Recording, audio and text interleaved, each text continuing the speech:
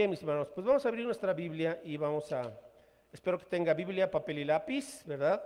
Porque hoy vamos a dar un buen número de textos, pues que obviamente le van a ayudar a usted a ser sabio en sus finanzas. Y hoy el título del mensaje es Sea sabio en sus finanzas, pero es la segunda parte, ¿verdad? El domingo pasado hablé sobre Sea sabio en sus finanzas, primera parte, y hoy vamos a ver esta segunda parte en cuanto a cómo administrar de manera sabia los recursos que Dios nos confía, las bendiciones que Dios nos da, y tenemos que administrarla de manera correcta.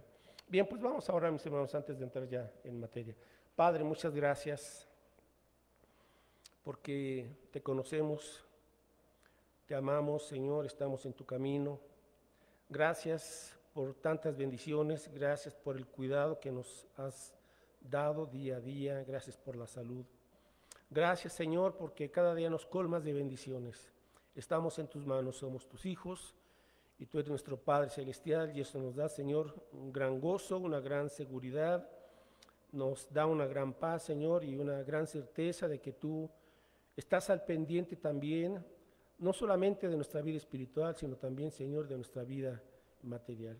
Gracias por ello. Padre Santo, ahora rogamos, limpies, por favor, nuestras mentes y corazones de cualquier estorbo, de cualquier pecado, para que tu Espíritu Santo, Señor, nos ilumine y podamos entender estas sabias enseñanzas de tu palabra y podamos, Señor, pues ser sabios administradores de los recursos que tú nos confías, y que también podamos aconsejar y orientar a aquellos que, Señor, pues están teniendo problemas con su economía, con sus finanzas. Permítanos ser canales de bendición para poderles guiar según tu sabia palabra. Bendícenos en esta tarde, Señor, te lo pedimos en el nombre de Jesús, nuestro amado Señor y Salvador. Amén. Bueno, mis hermanos, pues vamos a ver 7 principios para tener finanzas sanas, 7 principios bíblicos, obviamente, y vamos a buscar en Proverbios 3. De hecho, algunos de estos puntos ya los vimos, pero me gustaría repasarlos porque la enseñanza se puede reafirmar a través de recordar, de repasar las enseñanzas, los principios que hemos estado analizando. Proverbios 3 del 5 al 7, lea por favor ahí en su Biblia, sígame.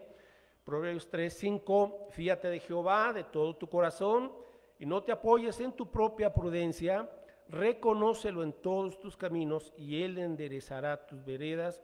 No seas sabio en tu propia opinión, teme a Jehová y apártate del mal. Ok, entonces, primer principio, mis hermanos, para ser sabio en nuestras finanzas, y necesitamos tener la perspectiva bíblica, tener la perspectiva bíblica y los criterios, obviamente bíblicos, para el sabio manejo del dinero. Necesitamos tener la perspectiva bíblica y tener los criterios bíblicos para el sabio manejo del dinero. Ahora, ¿por qué es esto? Porque, mis hermanos, todos tenemos un punto de vista en cuanto al dinero. ¿Está de acuerdo?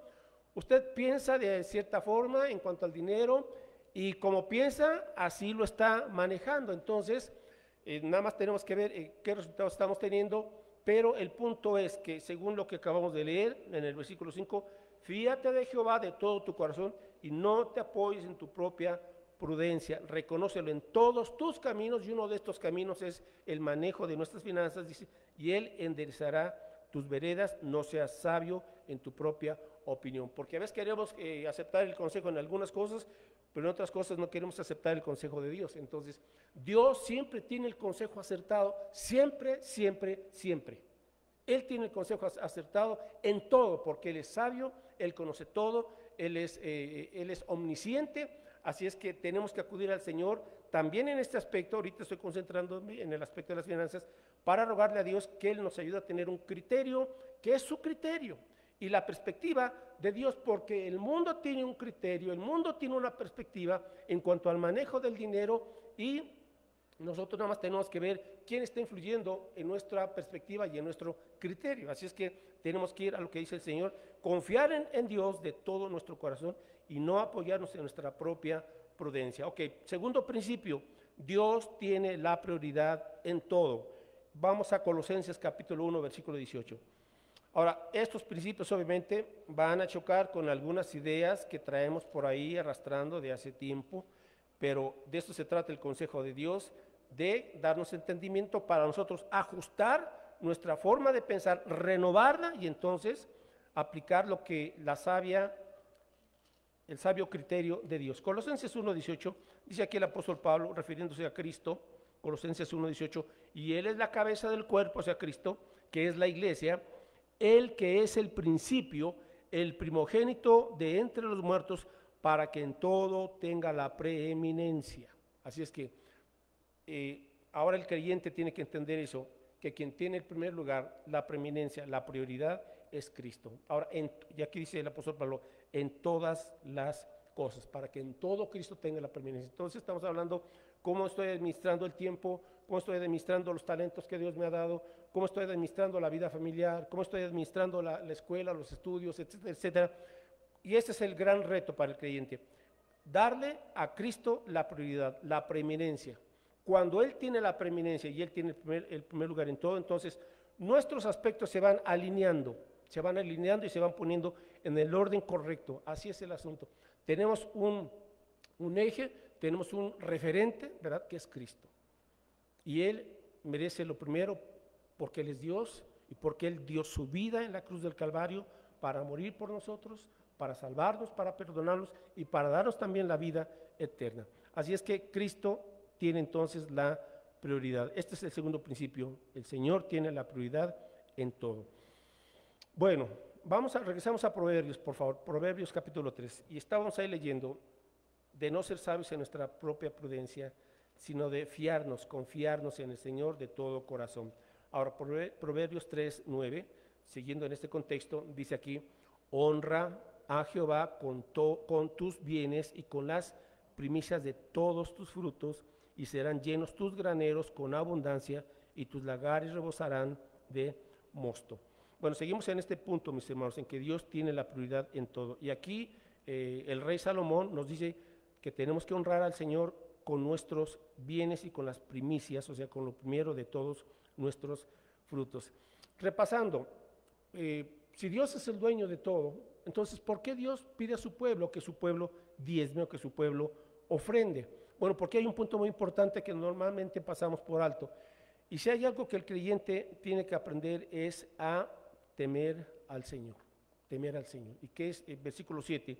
No se sabe en tu propia opinión, teme a Jehová y apártate del mal. Ahora, el temor al Señor es el respeto, es el no querer ofender a Dios, es el darle el lugar que Dios merece. Ese es el sano temor del Señor. Deuteronomio capítulo 14. Deuteronomio 14. Ahora, ¿por qué es importante tener el temor de Dios? Bueno, entre otras cosas, la Biblia le llama al temor del Señor, que es un tesoro. Temer a Dios es un tesoro en el corazón del creyente. ¿Por qué? Porque cuando usted tiene el temor de Dios, usted la va a pensar 2 y 3 veces antes de pecar, porque tenemos temor de Dios. El temor de Dios también es como una especie de freno que nos impide, ¿verdad?, ir por el mal camino y descarriarnos. ¿Por qué? Porque decimos, Señor, temo tu nombre, no quiero ofenderte, pero también, Señor, entiendo que el pecado tiene consecuencias. Entonces, en base a ese sano temor de Dios, nos detenemos de hacer el mal y procuramos entonces agradar al Señor. Esa es la importancia, entre otras cosas, del temor sano de Dios. Deuteronomio 14, verso 22, está instruyendo el Señor al pueblo de Israel y le dice, Deuteronomio 14, 22, indefectiblemente diezmarás todo el producto del grano que rindiere tu campo cada año, y comerás delante de Jehová tu Dios en el lugar que él escogiere para poner allí su nombre, el diezmo de tu grano, de tu vino y de tu aceite, y las primicias de tus manadas y de tus ganados, para que aprendas a temer a Jehová tu Dios todos los días. ¿Se da cuenta? Para que aprendas a temer a Jehová tu Dios todos los días. ¿Por qué? Porque cuando no tenemos ese sano temor de Dios, mis hermanos, nos va a ganar con toda seguridad el egoísmo, la avaricia, la codicia y la mezquindad. Porque así es el corazón del ser humano para con el dinero. Entonces, si no tenemos el temor de Dios, o vamos a hacer del dinero un ídolo, de hecho dice la Escritura que la avaricia es idolatría, porque llegamos a poner nuestra seguridad en el dinero en vez de poner nuestra seguridad en el Señor. Ajá. Así es que la codicia siempre quiere uno más y más y más y más. Ahora, no es que no nos superemos, sino que la codicia va dirigida hacia el amor al dinero. Y cuando uno ya ama al dinero, entonces ya el dinero se convierte en nuestro amo. Hay un dicho que dice que el dinero es un buen siervo, pero un pésimo amo, ¿verdad? Y eso es muy real. Entonces, uno de los puntos para evitar que el dinero gane ese primer lugar es temiendo al Señor, y como dice aquí, aprende a temer al Señor todos los días. Es que cada vez que un creyente aparta su diezmo o aparta su ofrenda, está reconociendo que todo proviene de la mano de Dios y que Él es Dios, y que nuestra seguridad y la fuente de toda bendición es Dios. Ok, entonces, Eclesiastés 7:18, y aquí tenemos dos preciosas promesas para aquellos que tememos a Dios. Eclesiastés 7:18, dice aquí también el rey Salomón, quien escribió este libro, Eclesiastés 7:18, dice así: bueno es que tomes esto y también de aquello, no apartes tu mano, porque aquel que a Dios teme, ¿qué? Saldrá bien en todo. Aquí vemos algunas de las bendiciones de quien tiene el temor de Dios. Aquel que a Dios teme, saldrá bien en todo. Te están ofreciendo quizás algún negocio chueco. Si tienes temor a Dios, lo vas a rechazar, aunque te dé aparentemente muchas ganancias, porque temes a Dios, dices no. Y vas a salir bien en todo, aunque de momento aparentemente te estás perdiendo de una gran ganancia, pero tú sabes que no es lo correcto, que eso no le agrada a Dios. Y aunque no tengas esa ganancia que te estaban ofreciendo, tú dices no, temo al Señor. Y dice, vas a salir bien, te va a ir bien. Eclesiastés, seguimos aquí, 8:12, igual sobre este mismo asunto. Eclesiastés 8:12, aunque el pecador haga mal 100 veces y prolongue sus días, con todo yo también sé que les irá bien a los que a Dios temen, los que temen ante su presencia. ¿Está de acuerdo? Les irá bien a los que temen a Dios, a los que ante su presencia temen. Así es que, aunque aparentemente a la gente que no conoce al Señor le está yendo bien, aparentemente, ¿verdad? Pero tarde que temprano cosechará lo que está sembrando. Ok, número 3, mis hermanos. Vamos entonces al punto, al tercer principio. Reconozca que Dios nos da la capacidad, talentos e inteligencia para producir dinero. Reconozca que Dios nos da la capacidad, talentos e inteligencia para producir dinero. Deuteronomio 8:11 dice que es Dios quien nos da la facultad o la habilidad de generar ingresos. Deuteronomio 8:11 dice aquí, Deuteronomio 8, a ver, permítame tantito, 8:11, bueno, si tenemos una exhortación: cuídate de no olvidarte de Jehová tu Dios para cumplir sus mandamientos, sus decretos y sus estatutos que yo te ordeno hoy. Verso 17, y digas en tu corazón, mi poder y la fuerza de mi mano me han traído esta riqueza. Sino acuérdate de Jehová tu Dios, porque Él es quien te da el poder para hacer las riquezas, a fin de confirmar su pacto que juró a tus padres, como en este día. Así es que, mis hermanos, el Señor nos advierte, dice, cuídate de no olvidarte del Señor, o sea, cuídate de no enaltecerte y de pensar que tu esfuerzo, que tu inteligencia, que tú eres quien ha logrado todo esto. Dice, no, Dios te dio la capacidad de generar ingresos. Ese es el punto. Y ese es un riesgo cuando nos comienza a ir bien económicamente, ¿verdad? Y a tener logros aquí, a tener logros allá, pensar y volvernos autosuficientes de tal manera que nos olvidamos de Señor. ¿Por qué tenemos trabajo seguro, salud, una familia, posesiones y muchas cosas ahí que aparentemente las estamos todas controlando bien y nos olvidamos del Señor? Y nos comienza a deslumbrar los bienes y todas esas cosas. Pero dice el Señor, cuídate de no olvidarte. Más bien dice, reconócelo. Acuérdate que Él es quien te da la capacidad para hacer las riquezas. Así es que Dios le concede a los hombres el poder hacer dinero, ¿sí? Dios le concede a los hombres ganar dinero, ¿sí? Y Dios le concede a los hombres producir dinero, ¿sí? Todo proviene de esa capacidad que Dios nos dio. Ahora, cada quien tenemos diferentes capacidades, ¿de acuerdo? ¿Verdad? Por eso no tenemos que estarnos comparando con los demás, porque Dios nos da la suficiente capacidad a cada quien, según su soberanía, de tener los recursos necesarios y aún en generosidad y en abundancia para disfrutar y para compartir también con los demás. Entonces, cuando habla aquí de generar riquezas, habla de generar ingresos, ¿verdad? Ahora, ¿no es pecado ser rico? Claro que no. El pecado es el amor al dinero. Recuerde que, por ejemplo, Abraham Era rico Job, era rico José, era rico David, era rico, etcétera, etcétera. Pero también había entre el pueblo creyentes de condición precaria que estaban atravesando por pruebas, pero el Señor suplió. Entonces, no podemos tampoco medir la bendición de Dios conforme a los bienes materiales. Ok, número 4, siguiente principio, trabaje diligentemente. Trabaje diligentemente. Estamos hablando de cómo ser sabio en sus finanzas. Bueno, yo tengo que ser diligente en el trabajo. Ahora, Dios ha diseñado que el trabajo dé lugar a una medida de riqueza y de prosperidad. Entonces, si quiero yo tener ingresos, obviamente debo esforzarme, debo trabajar. El trabajo ha sido diseñado para traerle a usted una utilidad. Proverbios 27, 18.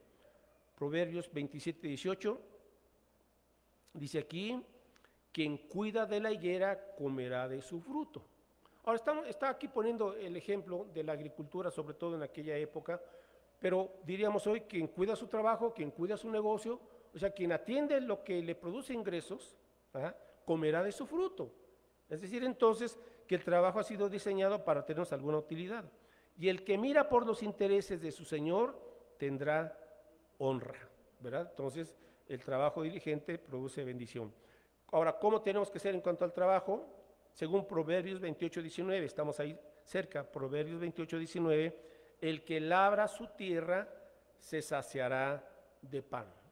El que labra su tierra se saciará de pan, mas el que sigue a los ociosos se llenará de pobreza.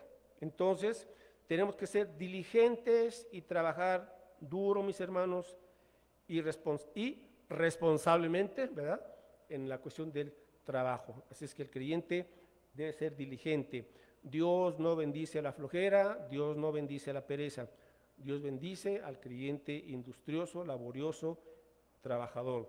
Dios nos ha dado a todos talentos, habilidades para desarrollarlos y para trabajar. Y también tenemos que trabajar, mis hermanos, como cristianos, con la actitud adecuada. Haga las cosas bien y de buenas. Haga las cosas bien y de buenas. Todos conocemos gente, por ejemplo, en el ámbito del trabajo, que hace las cosas, pero con un genio y con un carácter, ¿verdad?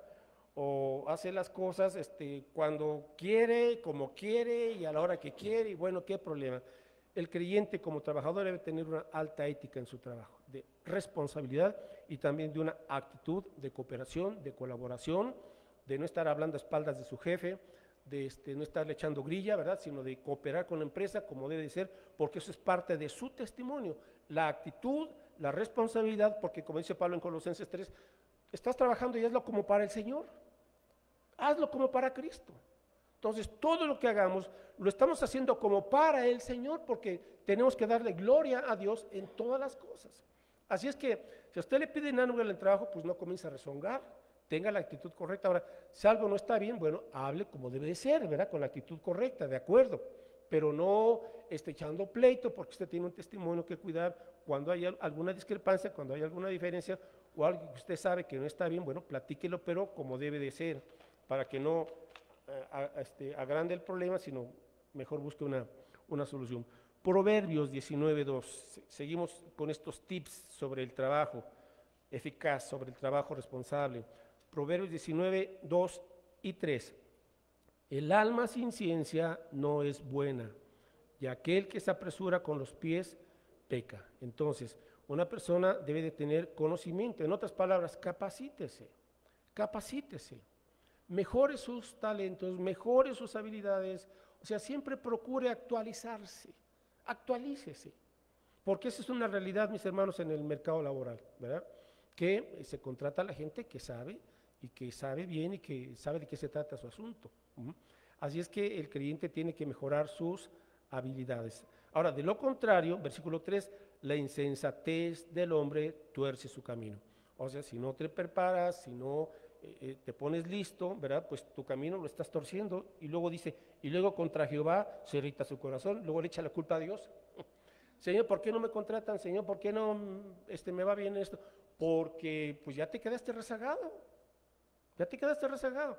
Tienes que irte actualizando en tu esfera laboral.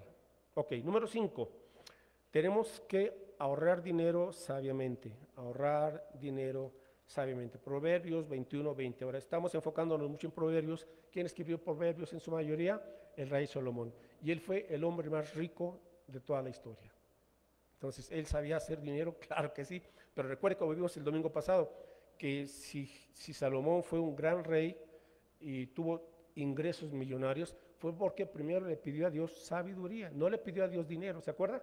Sino le pidió a Dios sabiduría, y Dios le dijo: por cuanto no me pediste dinero, ni posición, ni que le fuera mal a tus enemigos, sino que me pediste sabiduría, bueno, te doy sabiduría, inteligencia, y además tendrás, ¿verdad?, riquezas.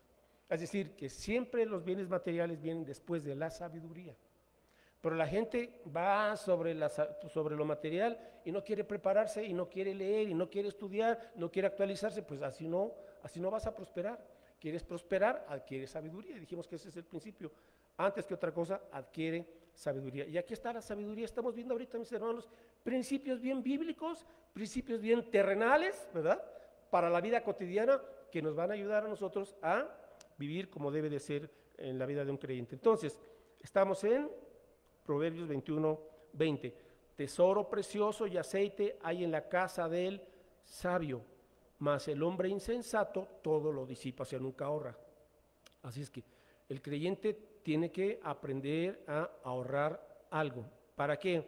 Para lo inesperado. ¿O ustedes, los que piensan que nunca vendrá algún asunto inesperado en la vida? Si usted ya es mayorcito, ya se dio cuenta de que hay cosas inesperadas, que nunca se lo imaginaba uno. Lo que sea, llegó y punta. Así es el mundo. Estamos en este mundo en donde tarde que temprano, no es saber si le llega algo inesperado, no. Es nada más, el punto es cuándo le va a llegar algo inesperado. De que llega. Pero para eso tenemos que prever un colchoncito, como se dice por ahí, para ese imprevisto. Se le ponchó la llanta, ya le falta una pieza a su carro, hay que impermeabilizar la casa, lo que sea, ¿verdad? Tiene que ir al doctor a checarse, etcétera, etcétera. Imprevistos, inesperados. Entonces, siempre hay que tener un colchoncito. Hay que ahorrar para invertir, eso es mejor. Y hay que ahorrar para el futuro. Entonces, por eso el creyente sabio tiene que apartar algo. Desarrolle el buen hábito de ahorrar. Ahora, ¿qué se requiere para eso? Disciplina, carácter. Y aunque usted no lo crea, si usted quiere prosperar, usted debe tener un carácter disciplinado, templado, paciente, ¿verdad? Porque la paciencia se requiere para generar cierto ahorro. Hay otro punto sobre el ahorro: opere en base a un margen financiero. Ahorita explico esto. Opere en base a un margen financiero que le permita compartir y dar para la obra de Dios. ¿Qué significa esto de operar con un margen financiero? Siempre tenga algo más. Siempre procure tener algo más, porque algo se va a ofrecer. Ahora, y como algo inesperado, no tiene que ser necesariamente algo malo. A veces puede ser una oportunidad, una buena oportunidad. Y si usted tiene un margen, pues entonces puede aprovechar de contado o dar un enganche, lo que sea, preferiblemente de contado, pero usted ya tiene un margen. Entonces, como creyentes tenemos que aprender a vivir con un margen. La gente, cuando recibe algo, inmediatamente lo gasta todo. ¿Y cuánto guardaste? Nada, porque no tenemos esa mentalidad. Entonces tenemos que aprender a no exceder. Ahora, ¿cuál es el secreto para ahorrar? El secreto para ahorrar es que tus gastos sean menores que tus ingresos. Ese es el secreto para ahorrar, que tus gastos sean menores que tus ingresos. Y ese poquito, ese guardadito, lo va ahorrando, y entonces va a tener un margen, insisto, no solamente para un asunto inesperado, sino para una oportunidad inesperada, ¿verdad?, que llegó. Y si usted tiene la capacidad económica, pues adelante. Así es que no se exceda en sus gastos, viva de acuerdo a nivel de sus ingresos. Hay personas que quieren vivir como las estrellas de Hollywood. Pues eso solamente en sueños, ¿verdad? Y no, hermanos, tenemos que ubicarnos en nuestra realidad y ajustarnos a nuestro estilo de vida de acuerdo a nuestros ingresos. Entonces, no se exceda en sus gastos, porque eso es necesidad. Ok, y en penúltimo lugar, planifique sus gastos. Planifique sus gastos, es decir, prepárese un presupuesto. Tenga un presupuesto, es algo sencillo, no es complicado, ¿verdad? Veíamos hace ratito en Proverbios 21:5, por ejemplo, que Proverbios 21:5. Los pensamientos, o sea, los planes del diligente ciertamente tienden a la abundancia, mas todo el que se apresura alocadamente, de cierto va a la pobreza. ¿Quién es el diligente que tiene planes? La persona diligente tiene planes. Ahora, en otras palabras, hágase un presupuesto, o sea, sepa, es sencillo, sepa cuánto está ingresando cada mes y sepa cuánto está gastando cada mes. Y ya la diferencia usted va a ver si está gastando más o no, o si le está alcanzando. Pero tenga un presupuesto, mantenga buenos registros. Ahora, un presupuesto le va a hacer a usted 4 cosas, le va a beneficiar. Número 1, usted va a saber lo que posee de dinero, cuánto es lo que estoy ganando. 2, un presupuesto le va a ayudar a saber lo que gasta, cuánto gasté este mes. 3, un presupuesto le va a ayudar a saber lo que debe, a quién le debe, que eso no debería ser, pero bueno.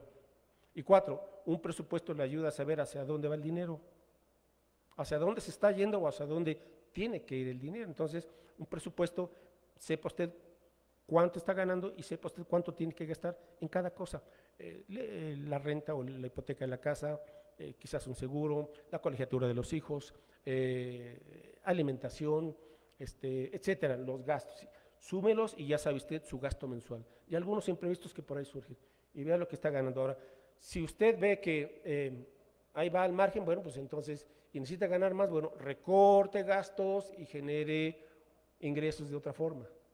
Pero si usted ve que cada mes está gastando más de lo que gana, pues en 6 meses usted va a tener un mayor problema. Y a fin de año, su aguinaldo va a ser para pagar todas sus deudas.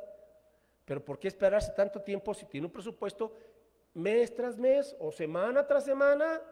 Va ajustando y corrigiendo sus gastos. Finalmente, hermanos, ok, y este es el punto más extenso.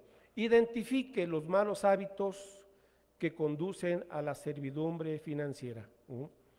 Identifique los malos hábitos que conducen a la servidumbre financiera. La mayoría de las personas tenemos por ahí algunos malos hábitos. ¿Está de acuerdo? En cuanto a los gastos. Entonces, bueno, vamos a ponerle remedio, que le voy a compartir aquí muy rapidísimo ya para concluir este sermón. Ok, ¿cuáles son los malos hábitos que tenemos que identificar y que conducen a esa servidumbre financiera? Ok, vamos a Proverbios 22:7, para que vean ustedes, mis hermanos, cómo todo este aspecto de las finanzas está en la palabra de Dios. Se dice que quienes fundaron las universidades por ahí de 1700, 1800, las grandes universidades de Oxford y otras más, las fundaron pastores. ¿Sabe usted eso? Pastores cristianos. Y ellos daban las clases de administración con Biblia en mano. Y ahí estaban los alumnos. Lamentablemente, con el paso de los años, esas universidades se fueron secularizando y hoy están en manos de gente inconversa, lamentablemente. Pero ahí estaban los principios financieros y de economía con Biblia en mano, enseñando a la gente.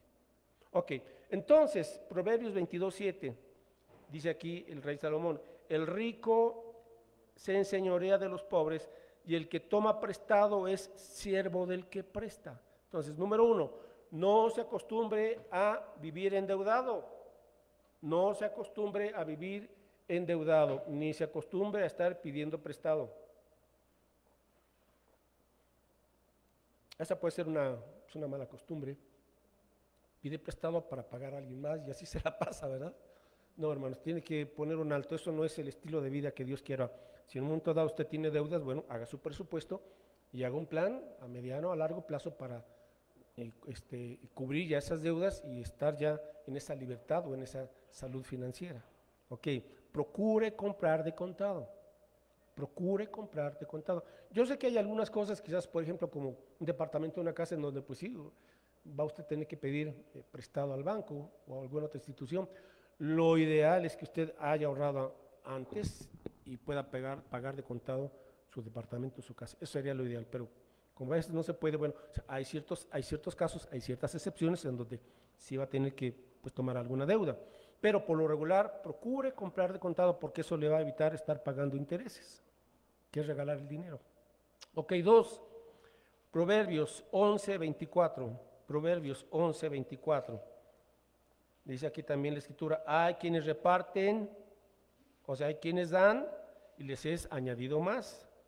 Y hay quienes retienen más de lo que es justo, pero vienen a pobreza. El segundo punto es, no sea egoísta, no sea mezquino.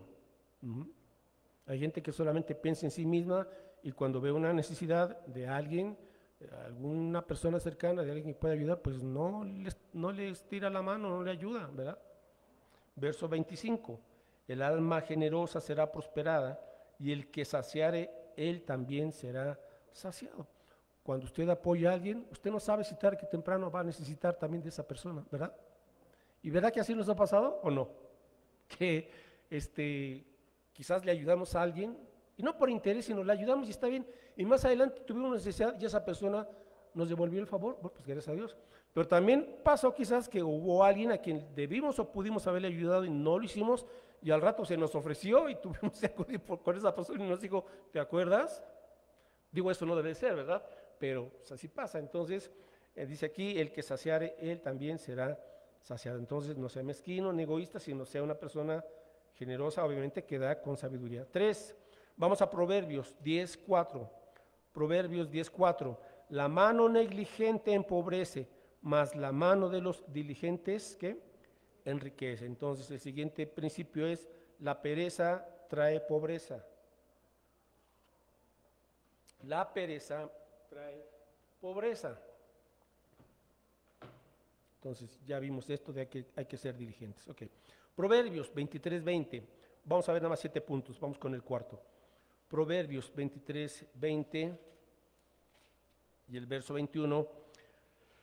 No estés con los bebedores de vino ni con los comedores de carne, porque el bebedor y el comilón empobrecerán y el sueño hará vestir vestidos rotos. O sea, el cuarto principio es, los vicios esclavizan y empobrecen.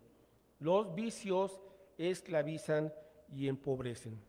Vicio, el estar bebiendo, ¿verdad? El estar bebiendo, bueno, se le hace un vicio y aunque no coma, ya tiene que echarse su copita, ¿no? O su cervecita, etcétera, etcétera. Igual, personas que fuman, no tendrán para comprarse ropa, pero sí sus 20 cajetillas a la semana de cigarro, ¿verdad? A quien le gusta irse al bingo y esos juegos de azar, pierden.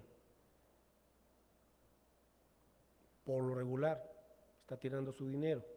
Y cualquier otro tipo de vicio, ¿verdad? Que nos puede esclavizar y empobrecer. Ok, número 5, Proverbios 20:10. Proverbios 20:10. Vamos con otro mal hábito que hay que desarraigar de la vida. Ok, Proverbios 20:10.